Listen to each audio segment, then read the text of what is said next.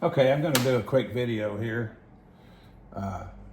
And this is just, I want to show you how easy it is to just play with some of this stuff. This is a little bowl I threw. It's, I don't know, what is it, maybe 7 inches, 6, 7 inches across. Not real big. Almost 8 inches across. And it's about 2 inches tall. Is that right? 2, 3, going on 3 inches. And just when I had it on the wheel, you can see I've got this nice trimmed little bottom on it. And when it was on the wheel, I took my little needle tool when it was spinning and I split that rim. And then while it was still wet, I just went around and I pinched here and I went straight across and I pinched here. And then I pinched and I pinched and I pinched, and just gives a neat little edge. And I have covered it with 3 coats of honey flux. And so I've got it up in these grooves here where it'll all run down. And I'm just gonna throw some color on this. And I really do not have a plan. I've grabbed some different glazes here that I know usually do some things I like. But I'm just gonna show you, it's like, I'm gonna take textured turquoise. So I got 3 coats. This is a buff clay, I believe. Yeah, looks like that is just a standard buff clay with grog. And I'm gonna take a little brush and I'm just gonna put rings in this thing.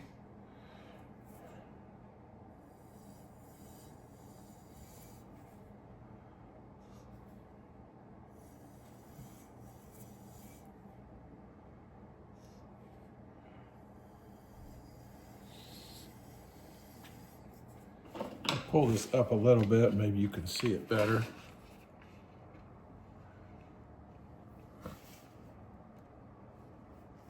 Hopefully that will help. You can see I'm just using this banding wheel to do the work for me.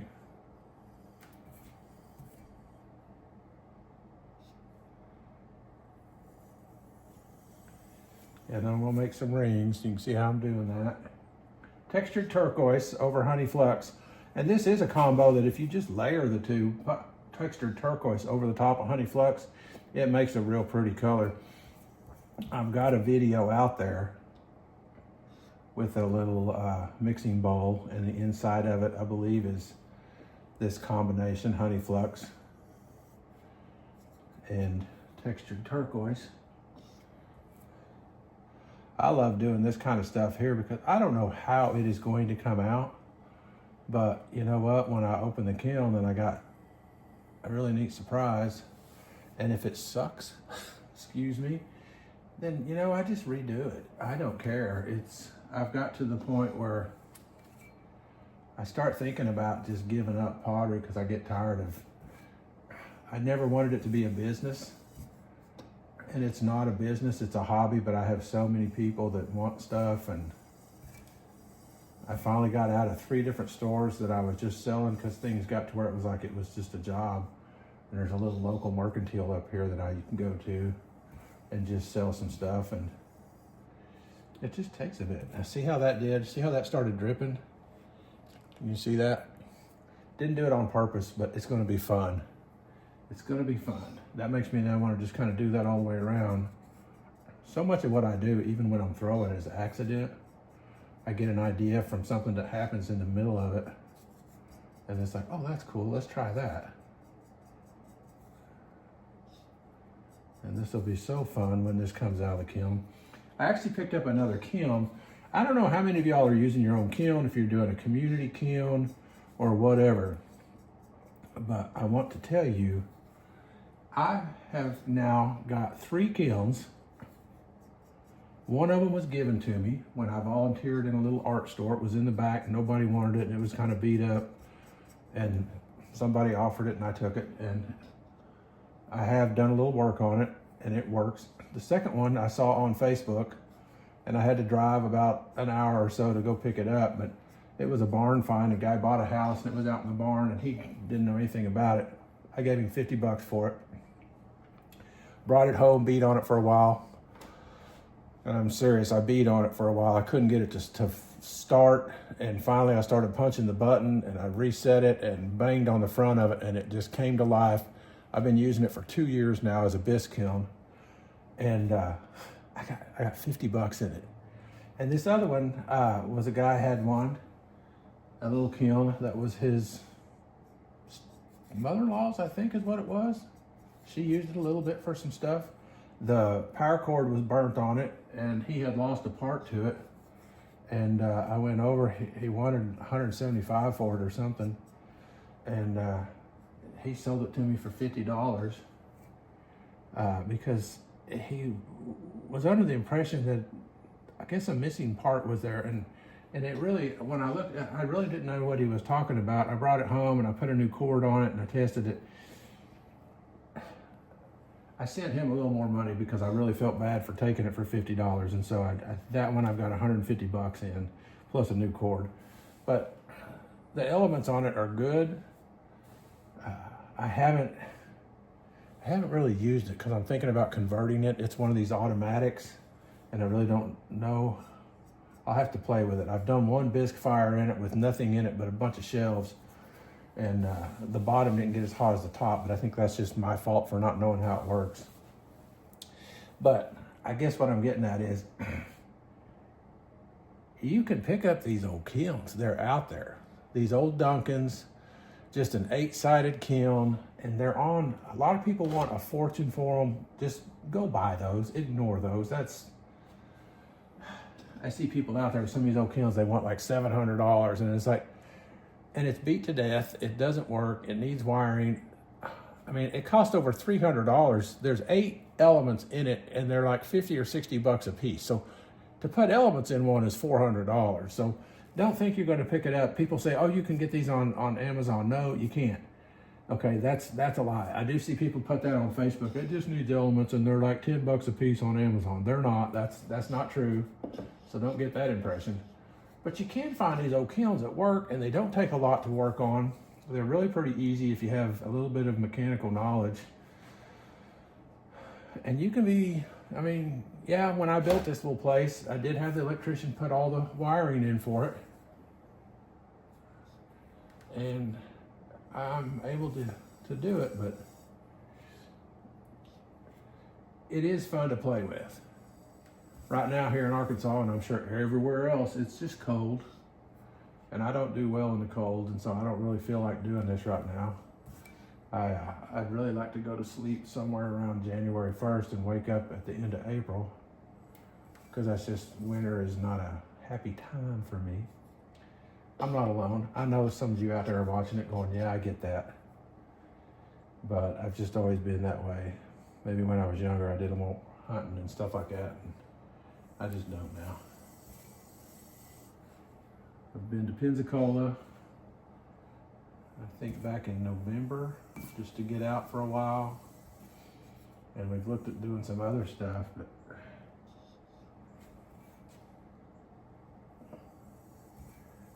right now, there's a little bit of snow on the ground. You might be able to see that out there. And we have more coming. I'm sure it is, what is it, January 7th? January 7th of 2025. And so we don't have the worst of it. I'm sure there's other parts right now of the country that have the worst of it. But anyway, there's textured turquoise. I'm gonna set that aside. And then I'm gonna take, how about we take some iron luster? Hey, that'll be fun. I'm just gonna throw some of this on here.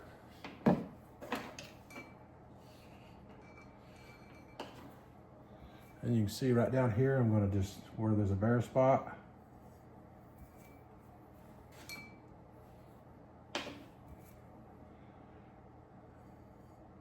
and you could always use tried and true combos, but sometimes just playing.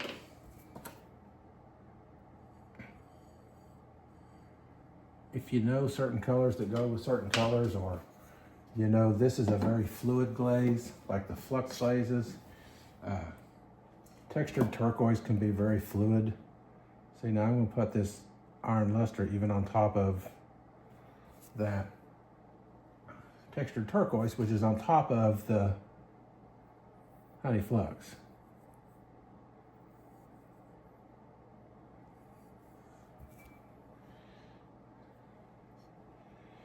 And then I'm gonna do some of that.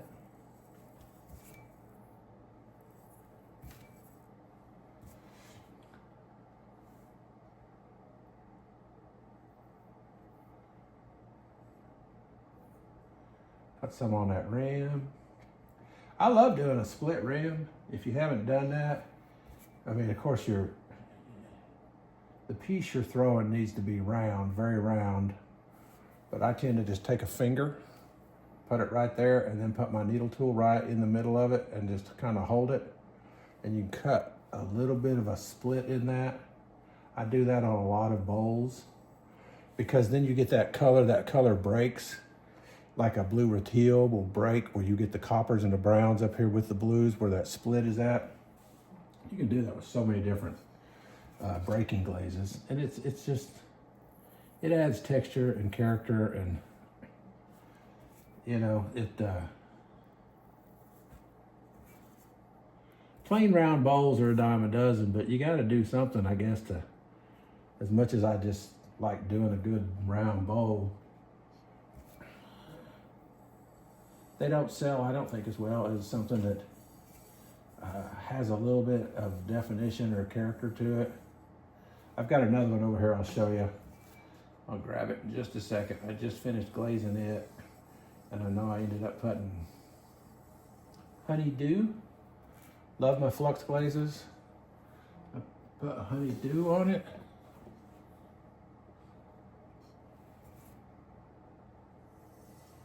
And then I put something, I put rings of wasabi like this. And then I took the honey flux and covered all of it, so it would all run together, and it'll be a really neat green bowl. I'll try to do I'll save this video and I'll do a kiln opening that I'll attach to it. We'll get some of this glazing on here, and then we'll do that. So I'm gonna let that spin, and I'll grab that other bowl to show to you guys.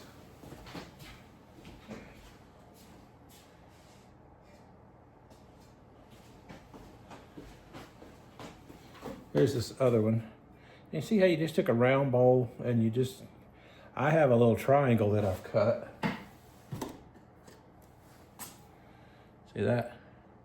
Get a piece of cardboard, put some tape on it, and then when you get through throwing your bowl, lay it down in there, and then you've got three, just twist, make a little twist. See? Just take two fingers and twist right there. Follow where your corners are. That way they're set evenly apart. And so it does have, you know, it's not just random. And you can do 4 corners, you can do 3. I like doing a triangle like that, but it gives a bowl a little bit more interest when you do something like that. I learned that from a fantastic potter, excuse me, that I took my very first lessons from. And he does a lot of stuff. He's so much better than I am. But that is, I did honey flux. No, I did, where's it at? Oh, this bowl here in my hand is covered with honeydew. I did 3 coats of honeydew, and then I did bands of wasabi, and then I covered the whole thing. You can see the wasabi down here at the bottom. I didn't cover that very bottom part, but then I covered it with honey flux. And that'll have flux glaze on the bottom, wasabi, and flux glaze on the top. And it's all gonna run together. This is gonna be a really pretty pastel green, I believe. And we'll see that when it comes out of the kiln. So this one, all right. We've got all that done. Let me see if I can get a little bit more. This is the time of day, if you can. I have these porthole windows, these long, skinny windows at the top that I can't buy a blind for.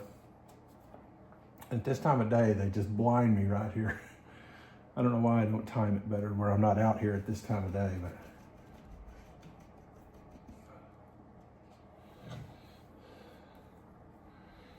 So there, we've got 3 coats of honey flux. We have bands of textured turquoise you saw me put on. And now I've put iron luster in here. Bye-bye. Bye. See you in a little bit. All right, buddy. Hey, say hi. Hello. Say bye. Bye. See ya. Hi, bye. Hi. Bye, guys. Grandson has been here for just a little bit. They got to go pick up sis, so he likes to stop in. So, let's see. And then I like to have a little bit of blue in there, and I'm going to throw an indigo float in there because it's a little brighter. I'm a big fan of blue ratile, especially on its own or layered with textured turquoise, but it's a little bit dark. And if you don't like a darker color, then bump up to indigo float. Indigo float is a little bit brighter. You still get those breaks. You know, it's still a potter's choice. And you can see even on the label, it gives you these breaks in here, and it will on texture, it breaks really nice.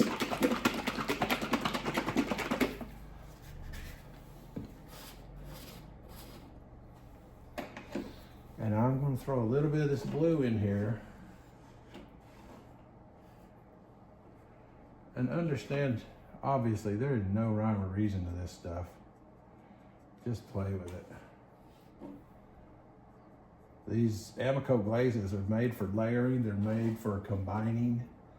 And like I say, I mean, sometimes it comes out just really nice. And there are certain ones that come out better than others. It all depends on what you're looking for, what colors you like. So oftentimes I'll make something that I will hate and I'll just say, I don't want that, I'll stick it in the store and it'll be gone in 2 days. And other stuff, I have had pieces that I love to death and it sits in a store for 18 months. Obviously everybody's got different tastes, and I'm gonna make some drips here with this. So we'll get a little bit of combining, and then I'm gonna spin it in a minute.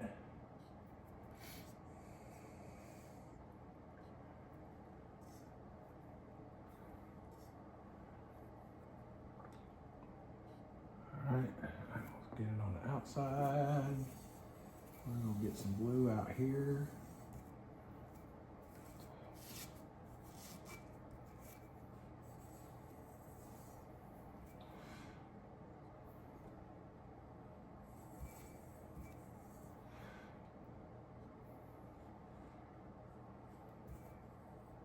But yeah, I haven't done a video in a while. There's a virus that's going around here that acts like a cold, but it likes to hang on for about 6 weeks. A lot of people have been getting it here, and I ended up at the clinic a while back, and they told me that I probably got it in Florida, but that it's all across the country, and some of you guys may have experienced it. It is not fun. So I've been pretty sick for a little bit, and I just really, you know, haven't been in the shop much. I ran over and bought this other kiln, and I pretty much parked it in here and thought I was getting better, and went and got that power cord and put on it. And I've tested it. It does fire up, and it seems to be in pretty good shape. I don't know how I don't know how accurate the automatic switches are on it, if they're actually working correctly or not. But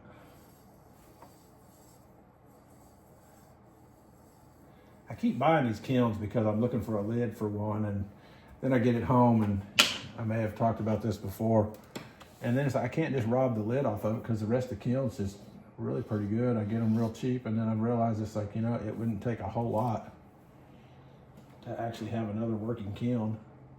I have one outlet, and I just unplug it and plug in a different kiln whenever I need to. And I use one for bisque, one for glaze, and now I've got a third there I'm trying to figure out what to do with. So anyway, there we go. You can see this. We've got 3 coats of honeydew. We've got bands of textured turquoise. No. We have 3 coats of honey flux on this one. We've got 3 coats of textured turquoise, or 3 in the rings. We got the rings in there, and then we have iron luster rings, and then we have indigo float, and we have drips as well as the rings. So really what we have here is a big mess of Amaco glazes. We have 4 different Amaco glazes in here. We're gonna fire this thing to cone 6. We're gonna let it cool, and I will film the opening with it and some of these other pieces that I'm working on. So I wish YouTube had a better feedback method, because I'd love to see some of the things that you guys are working on. I do have, I'll show you this that I threw, that's porcelain, and I know I have a video. The yellow is because I dumped my junk glaze in here to let it dry overnight. I just use it as a liner, and I haven't glazed this yet, but I'll probably do another one with the ancient copper, and then the obsidian at the top with seaweed. Last time I went for seaweed, they were out, and I've got just a little bit left.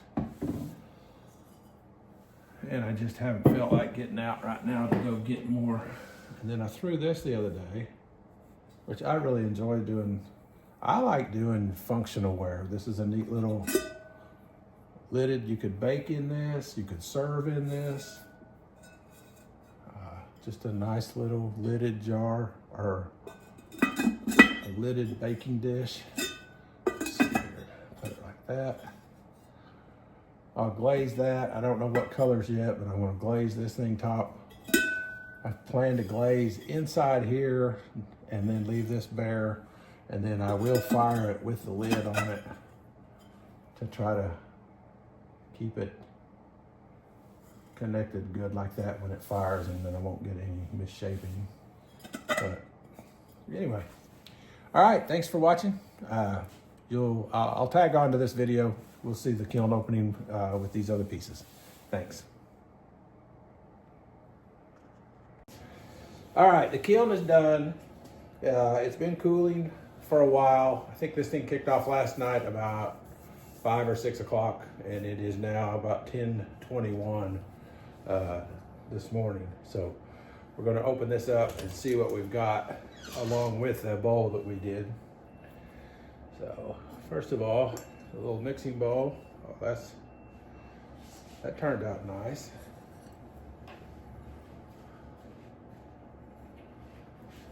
Mostly blue or teal here. Maybe a little textured turquoise in that one.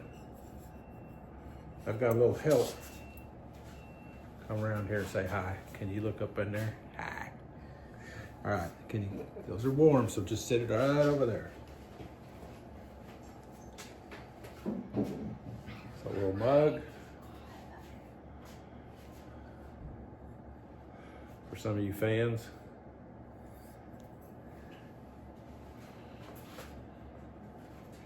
Those are coyote glazes. That's really red, and I believe it is marigold on the inside, which is Amaco.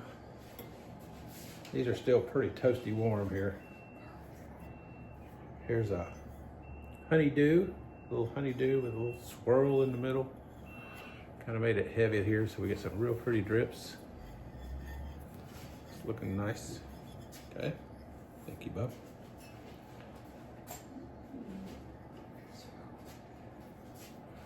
Another one of these little mixing bowls. Obviously river birch. And then this is where I did the textured turquoise, and we'll do some wasabi. Looks like I threw some blues in there.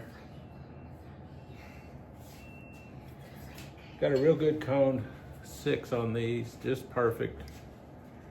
So those turned out real nice right there. And this old kiln took right at 9.5 hours yesterday.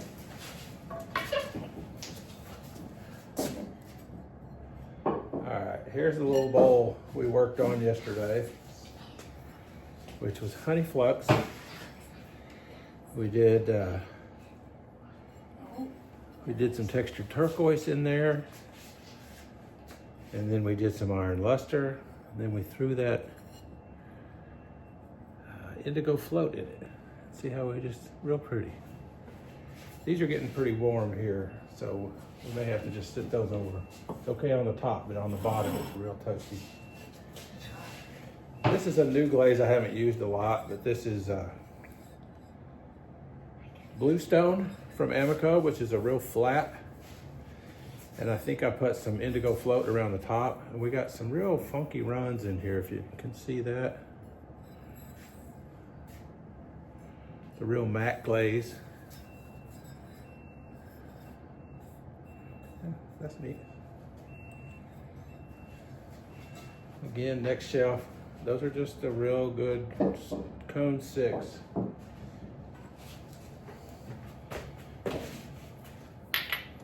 I have put some new switches in this kiln and I've rewired this one. And that has really got it just working like it needs to, where the infinite switches let it come up real slow in temperature. It used to fast fire in about 5 hours. But since I've done that, I've got it taking longer and slower, which is not a bad thing. Okay. These are gonna be a little toasty down here. Yeah, I'm gonna need some gloves for this.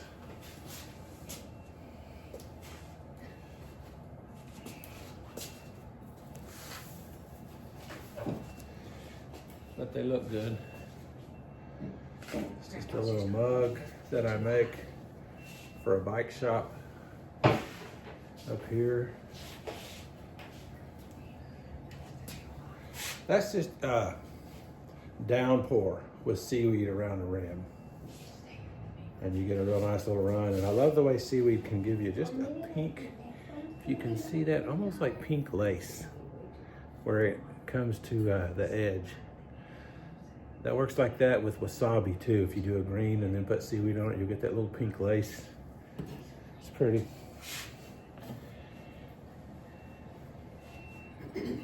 Indigo float.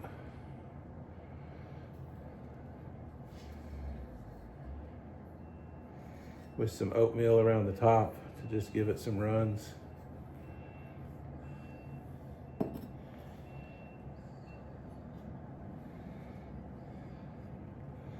Downpour and indigo float.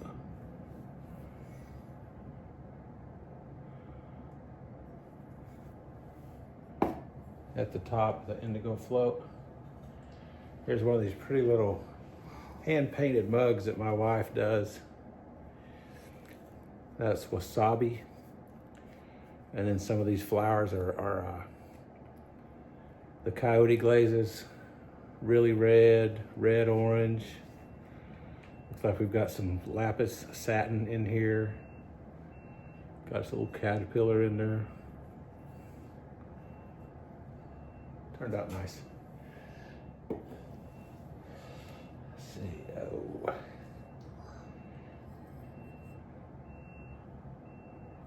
Some mug I did for one of my boys. He just bought a new Jeep. Thought he'd like a Jeep mug.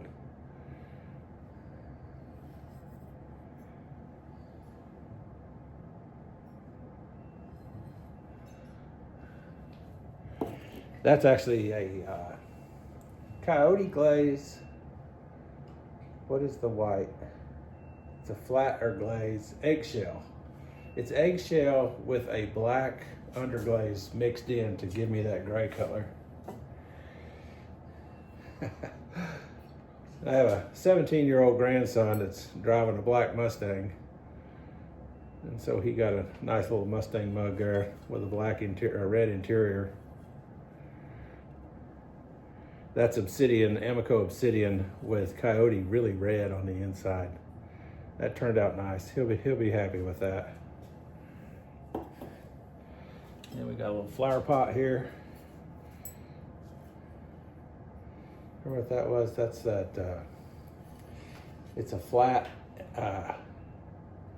coyote glaze. Crazed, not crazed copper. I know this is tourmaline on top. Should be over there to the left.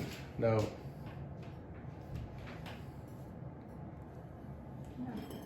I may have to come back to that one. Seafoam. Seafoam satin. Yeah. by Coyote. Seafoam satin and then tourmaline on top. It's just a little flower pot. I've got a saucer down in here for it. Put some feed on it. Just made some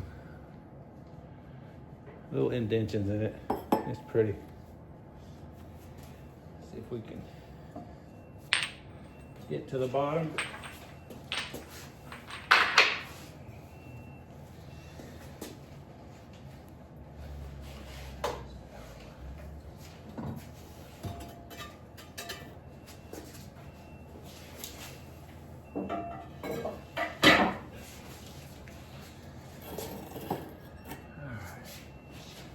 There's the other one that we did that had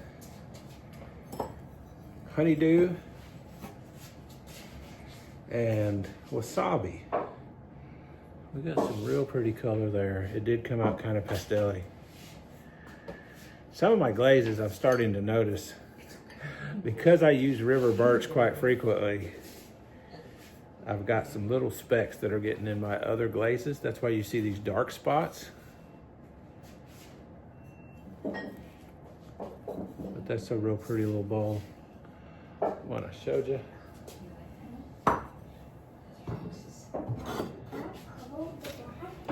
And here's that saucer, which is just the not lapis satin. What is it? Seafoam. Seafoam satin.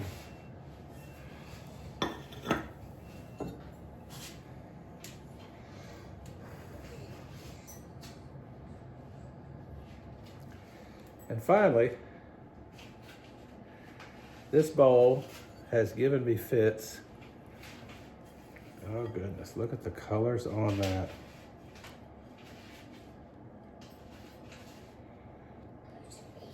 It's gorgeous.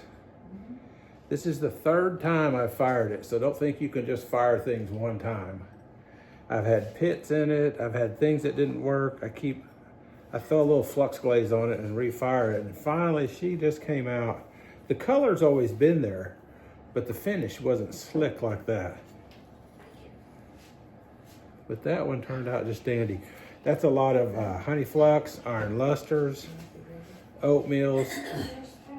I've fired it so many times, I don't know exactly. It looks like I may have some smoky merlot in here. You can see those pink colors in there. But anyway, y'all just experiment. Take some of these combos that you see and maybe combine them with another combo and just have fun with this. That's what it's all about. We're not professionals. We're just hobbyists. Thanks for watching. Appreciate you guys. Like and subscribe. Yeah. Bye-bye. Bye-bye.